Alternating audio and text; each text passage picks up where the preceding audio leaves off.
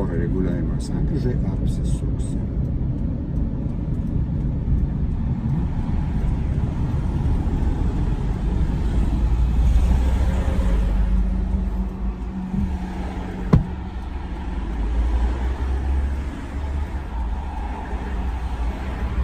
Ir tada biškį lipai ant linijos, tai irgi stenkis neužlipti va taip va trajektoriją ir ten giliau ant to dangčio, tai suksis iš to dangčio netgi.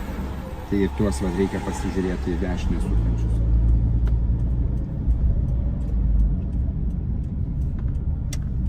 Va, bet jį turi praleisti va.